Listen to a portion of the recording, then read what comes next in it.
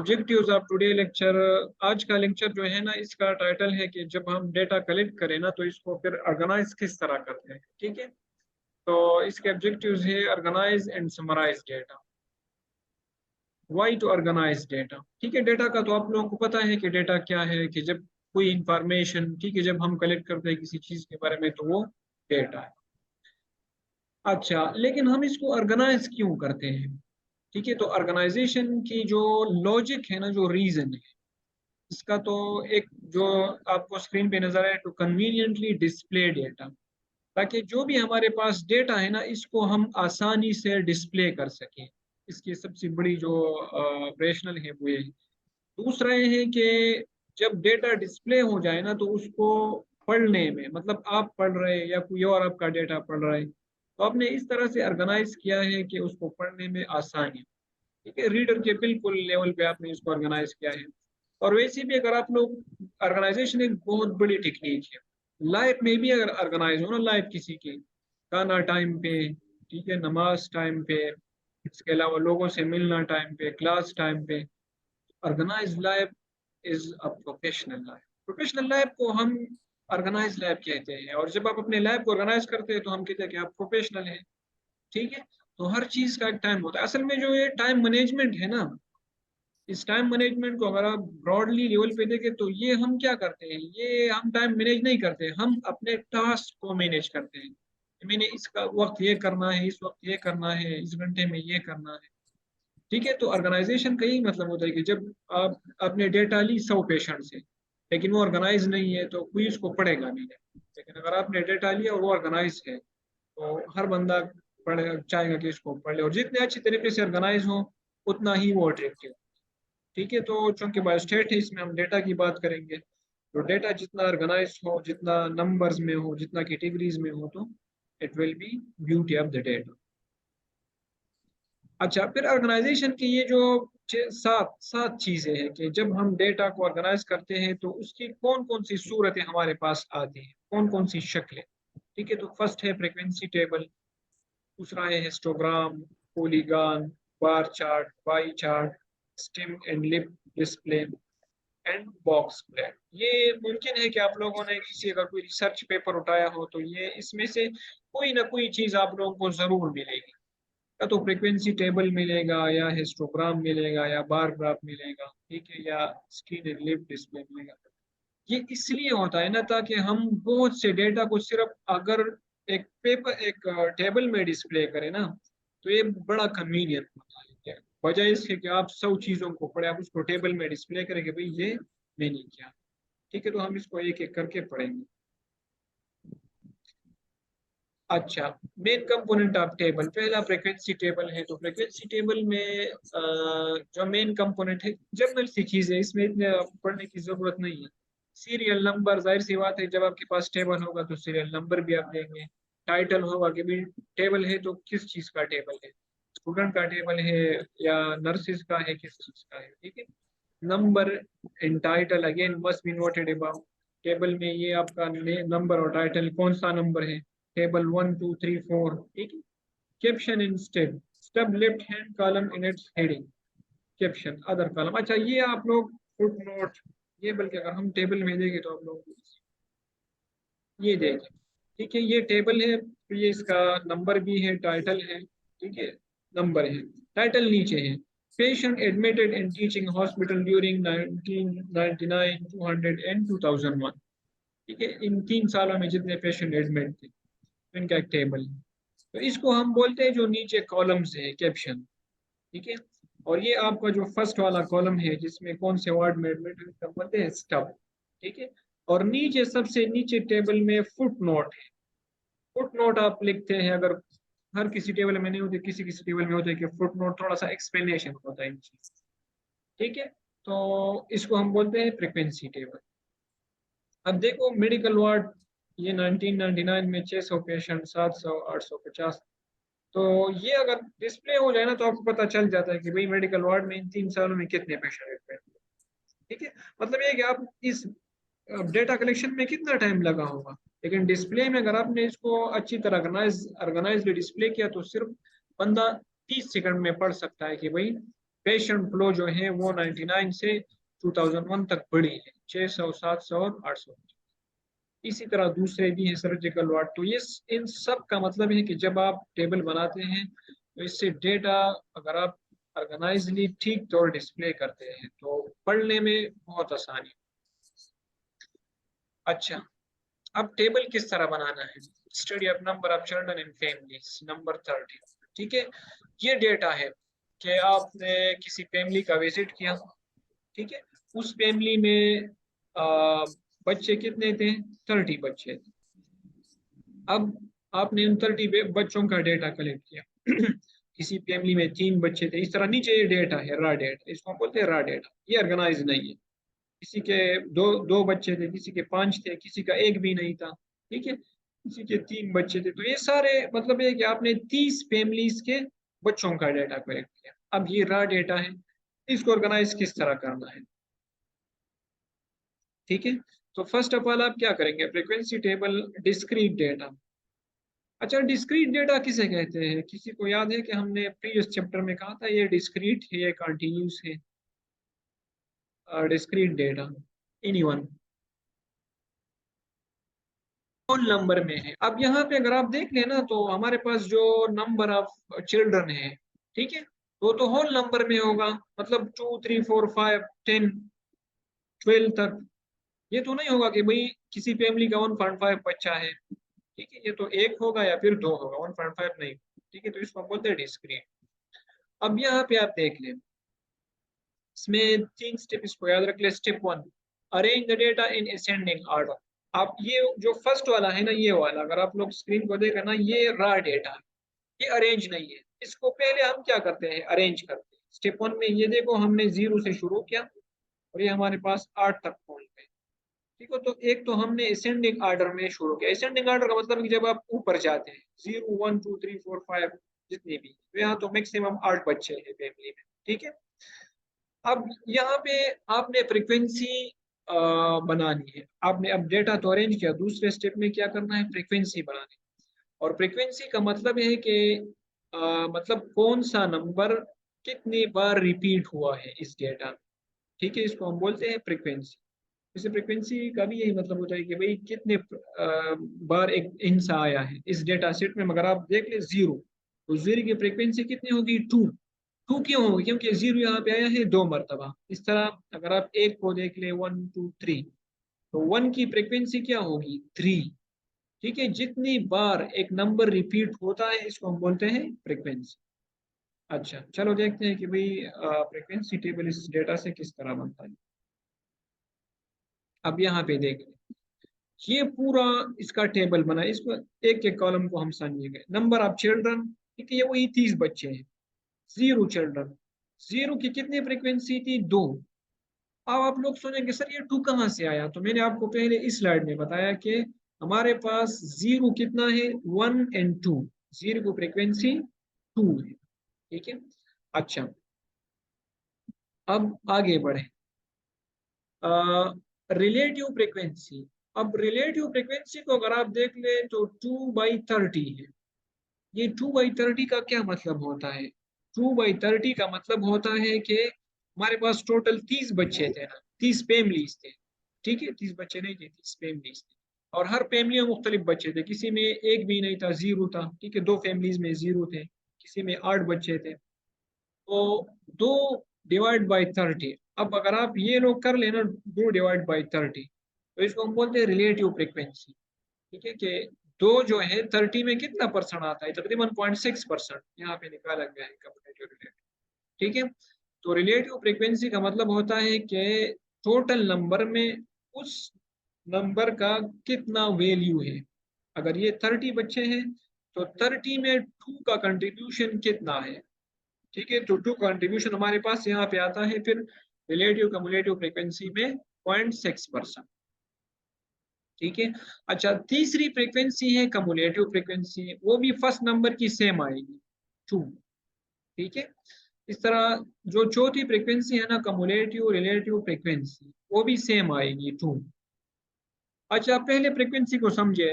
Frequency को चलो आप लोगों ने समझ लिया कि फर्स्ट में जो किसी, क्योंकि हमारे पास ये 30 फैमिलीज थे ना, तो जिसका एक बच्चा है उसकी फ्रीक्वेंसी 3 है, मतलब ये है कि हमारे पास जो 3 फैमिलीज थे ना, उसका एक एक बच्चा, तो इसलिए हमने आगे एक के आगे लिखा 3।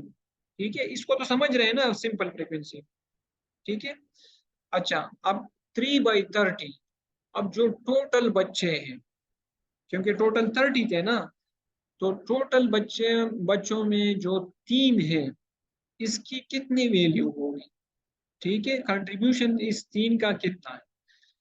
ठीक है, ये रिलेटिव फ्रीक्वेंसी है। इस तरह 5/30, ठीक है, अगेन 5/30, 6/30, तो इसको हम बोलते हैं रिलेटिव फ्रीक्वेंसी। टोटल फ्रीक्वेंसी में जिस तरह हम, हमारे पास जो ऑक्सीजन है ना, हवा में ऑक्सीजन 21% है। 21% का क्या मतलब होता है? 21% का यही मतलब होता है कि बाकी गैसेस भी है, लेकिन ऑक्सीजन की उसमें कंट्रीब्यूशन कितने हैं।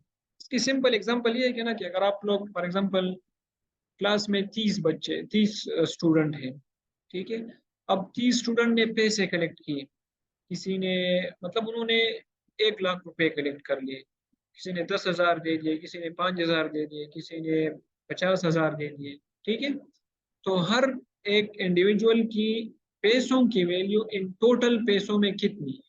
ठीक है, तो इसको हम बोलते हैं रिलेटिव फ्रीक्वेंसी। अब यहाँ 6/30, ठीक है, तो ऐसी बात है, 6 इसमें 8 भी था ना, 8/30, बल्कि इन्होंने यहाँ पे नहीं लिखा। अच्छा, ये लिखा है, अच्छा नंबर आप 8 भी छोड़ देंगे तो इसका 1। तो रिलेटिव फ्रीक्वेंसी का मतलब ये होता है कि टोटल नंबर में उस स्पेसिफिक फ्रीक्वेंसी की कितनी पार्टिसिपेशन है, उसकी कितनी कंट्रीब्यूशन। तीसरा नंबर है कमुलेटिव फ्रीक्वेंसी। कमुलेटिव फ्रीक्वेंसी आप किस तरह से मालूम करेंगे, इसको याद रखें। यहाँ पे 2 हैं, ठीक है, अब यहाँ पे जो नीचे आया है 5, इसको जब आपकी पहली फ्रीक्वेंसी आती है ना रिलेटिव, तो आपने पहली फ्रीक्वेंसी को और जो यहाँ पे सिंपल फ्रीक्वेंसी आई है इसको ऐड करना है। ठीक है, तो अगर आप यहाँ पे 2 + 3, तो ये क्या आएगा 5। ओ, अच्छा, नेक्स्ट 5 है, 5 + 5, तो क्या आएगा 10। ठीक है, इसी तरह 10 + 5 15 आएगा। मतलब आपने कम्युलेटिव फ्रीक्वेंसी के लिए नेक्स्ट फ्रीक्वेंसी को उस फ्रीक्वेंसी में ऐड करना है। ठीक है, आएंगे टोटल 30। तो ये इसको जब हम इंटरप्रेट करेंगे तो फिर आप लोगों को पता चले कि कम्युलेटिव और रिलेटिव फ्रीक्वेंसी में फर्क क्या है।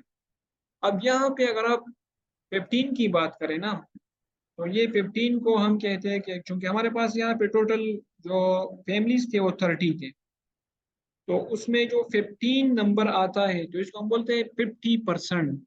इसका मतलब है कि हमारे पास जो बच्चे हैं, तो अगर आप 5 बच्चे या इससे कम, अगर किसी फैमिली में 5 बच्चे हैं, 5 नहीं सॉरी 3, क्योंकि यहाँ पे नंबर ऑप्शन ये है 3, यहाँ अगर किसी फैमिली में 3 बच्चे या इससे कम बच्चे हैं, मतलब 2 है, 1 है, 0 है, तो इन सब को मिला के इनकी फ्रीक्वेंसी हमारे पास जो बनती है वो 15 है। ठीक है, मतलब आधे बच्चे 3 या 3 से कम थे, तो 3 से कम 2, 1 और 0। ठीक है, तो इसको हम बोलते हैं कमुलेटिव फ्रीक्वेंसी। और सिंपल बात है, कमुलेटिव फ्रीक्वेंसी की जब हम परसेंटेज निकालते हैं 15/30, तो उसको हम बोलते हैं कमुलेटिव रिलेटिव फ्रीक्वेंसी। ठीक है, अगर आप इसको इंटरप्रेट करेंगे ना कि चलो 21 को कर देंगे, 21 का क्या मतलब है कमुलेटिव फ्रीक्वेंसी, तो 21 कमुलेटिव फ्रीक्वेंसी का यहाँ पे मतलब है कि वो चूंकि हमारे पास फैमिलीज 30 फैमिलीज थे ना, ठीक है, तो 30 फैमिलीज में यहाँ पे अगर आप लोग देखें 21 नंबर पे कितने बच्चे आ रहे हैं, 4। तो इसका मतलब है कि हमारे पास 21/30, 21/30 वो फैमिलीज थे जिनके 4 बच्चे थे या 4 से कम थे, क्योंकि यहाँ पे ये नीच इन सबको हम फिर क्या करते हैं, जमा करते हैं। ठीक है, 2 3 5, ठीक है, 5 5 10। तो इस तरह से हम ये रिजल्ट जब निकालते हैं ना कि हमारे पास 21/30 वो फैमिली थे जिनके बच्चे 4 थे या 4 से कम थे। अब यहाँ पे मतलब ये है क्योंकि ये टोटल 30 है ना, तो इसका ये मतलब है कि हमारे पास वो फैमिलीज जिनके बच्चे 4 से ज्यादा थे, वो 9 फैमिलीज थे। ठीक है, 9 फैमिलीज इस तरह थे ना कि अगर आप 21 को माइनस करते हैं 30 से तो आपके पास आ जाता है 9। ठीक है, तो जब हम इसको इंटरप्रेट करते हैं ना तो इसका मतलब है कि हमारे पास वो फैमिलीज जिनके बच्चे 4 थे या 4 से ज्यादा थे। तो अगर 4 से ज्यादा आप बोलेंगे तो आपके पास 9 फैमिलीज आएंगे। अगर आप 4 बोलेंगे या 4 से कम बोलेंगे तो आपके पास जो फैमिलीज है वो कितने आएंगे, 21 फैमिलीज। ठीक है, तो आप समझ रहे हैं ना मैं क्या कह रहा हूँ। अच्छा, अच्छा, ये जो है कमुलेटिव रिलेटिव फ्रीक्वेंसी ये भी तो बड़ी सिंपल है। आप इसमें जो भी फ्रीक्वेंसी यहाँ पे आई है ना इसके सिंपल आप परसेंटेज निकालते हैं। 15 डिवाइड बाई 30 तो हमारे पास क्या परसेंटेज आएगा, 0.5। 0.5 को अगर आप 100 से मल्टीप्लाई करें तो ये 50% आएगा। ठीक है, इस तरह ये 70% आएगा। तो हम बेसिकली फिर ये करते हैं ना कि रिसर्च में ये हम लिखते हैं कि हमारे पास अगर 25 है ना, 25 फैमिलीज हैं, तो इनके पास कितने बच्चे हैं, इनके पास 5 बच्चे हैं या 5 से कम है, ये वाले सारे आ जाएंगे इसमें। क्योंकि कम्युलेटिव का मतलब है कि आप इसमें प्रीवियस ऐड करते जा रहे हैं। तो यहाँ पे अगर आप परसेंटेज निकालते हैं 25 डिवाइड बाई 30 तो ये आता है 83%। तो जब आप रिसर्च में लिखेंगे ना तो आप ये लिखेंगे कि मेरे पास मैंने जो रिसर्च किया इसमें 83% फैमिलीज ऐसे थे जिनके बच्चे 5 थे या 5 से कम थे। क्योंकि इसमें आप ऐड करते जा रहे हैं, यहाँ पे ये बच्चे 5 है ना, और ये क्या है 5 से कम कितने हैं, 4 3 2 0।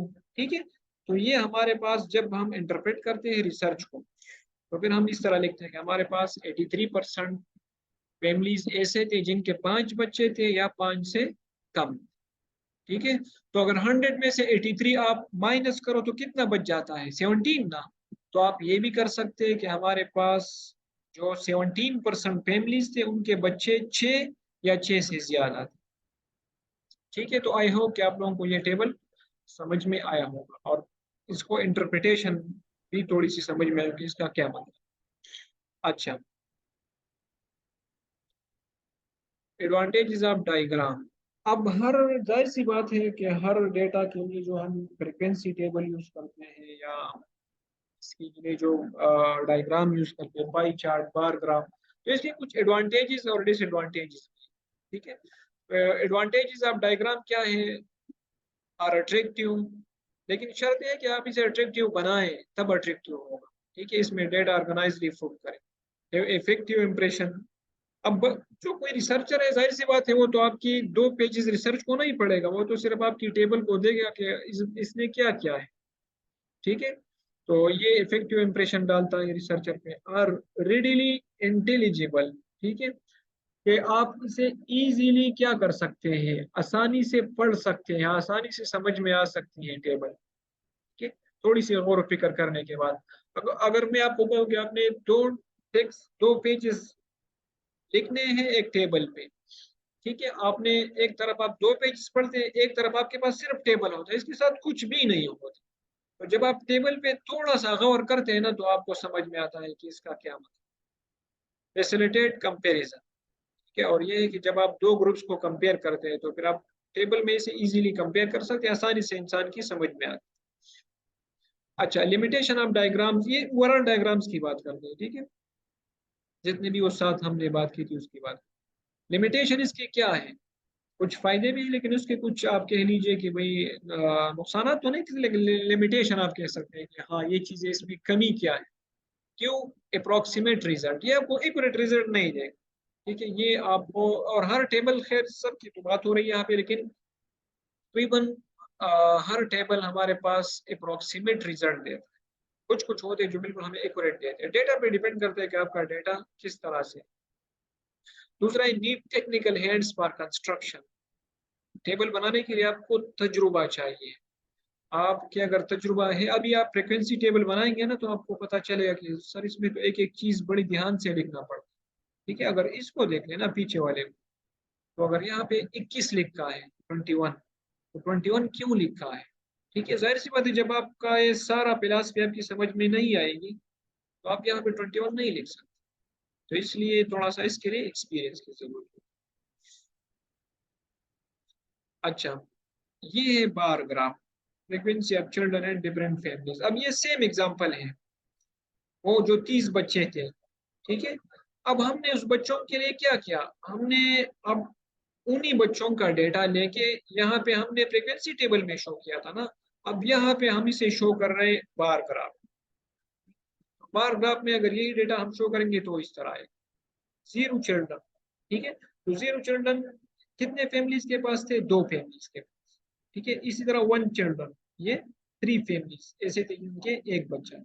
इस तरह 2 चिल्ड्रन जो है वो 5 फैमिलीज में थे, 3 चिल्ड्रन भी 5 फैमिलीज में थे।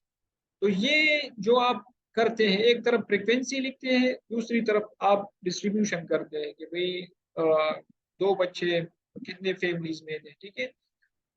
तो ये इस तरह इसको हम बोलते हैं बार ग्राफ।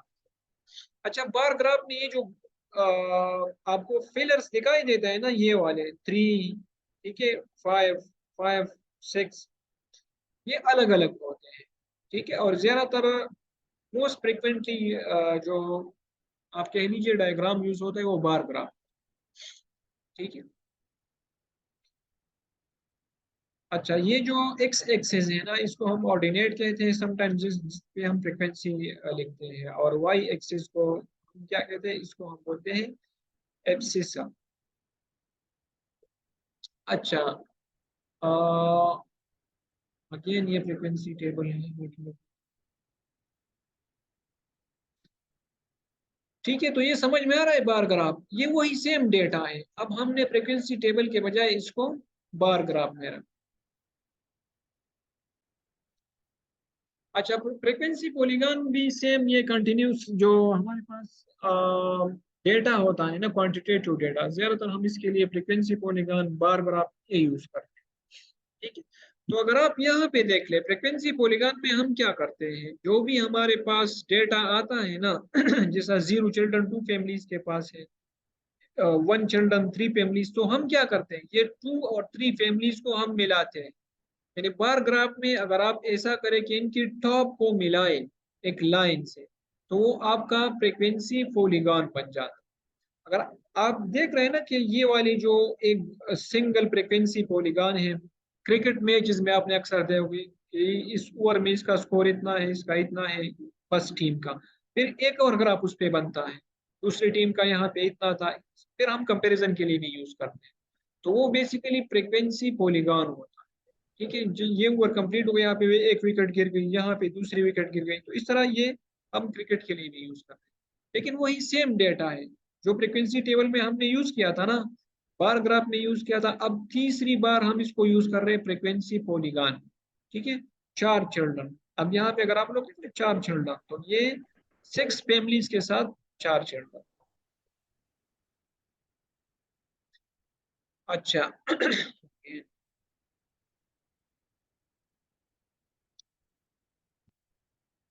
अब थोड़ा सा हम कंटिन्यूस डेटा की तरफ जाते हैं, frequency table continuous data. Frequency table of patient age with heart diseases, ठीक है, नंबर ऑफ पेशेंट 30। अच्छा, कंटिन्यूस डेटा को थोड़ा सा कोई बता सकते हैं कि व्हाट इज, क्योंकि अभी हम उसके डिस्क्रीट डेटा की बात कर रहे होते हैं ना, अभी ये कंटिन्यूस डेटा, कंटिन्यूस डेटा कोई बता सकता है व्हाट इज कंटिन्यूस डेटा?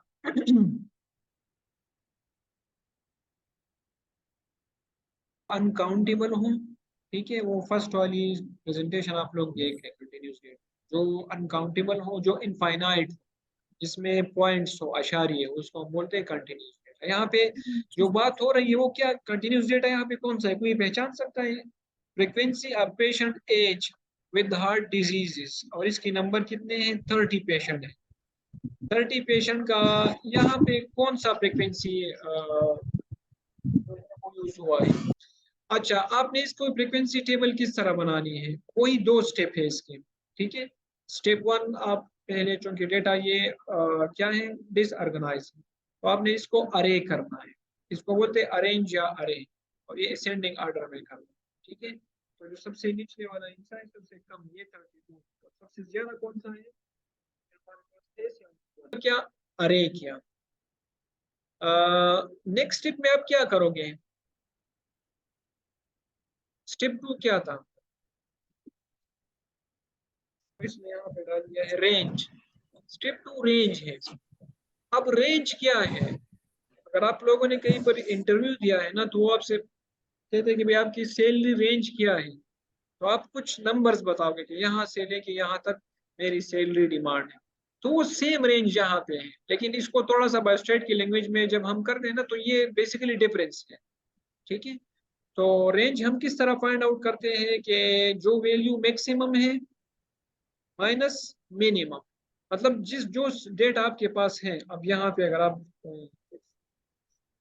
आप लोग देख लेना, तो इस डेटा में हमने फर्स्ट स्टेप में इसको क्या किया, अरे किया। तो उसमें जो लोएस्ट पॉइंट था हमारे पास, सबसे कम हिस्सा 32। ठीक है, सबसे ज्यादा कौन सा था, 71। तो इन दोनों के डिफरेंस को जब हम फाइंड करते थे उसको हम बोलते हैं रेंज। तो हम क्या करते हैं, सबसे जो बड़ा हिस्सा है 71, इससे माइनस करते हैं 32, तो हमारे पास रेंज आ जाता है कि इस डेटा में जो रेंज है ना, जो वेरिएशन है वो कितना है, 39। अब यहाँ पे हम क्या करेंगे, ये तो खैर डेटा ज्यादा है तो फिर आप रेंज निकाल सकते हैं।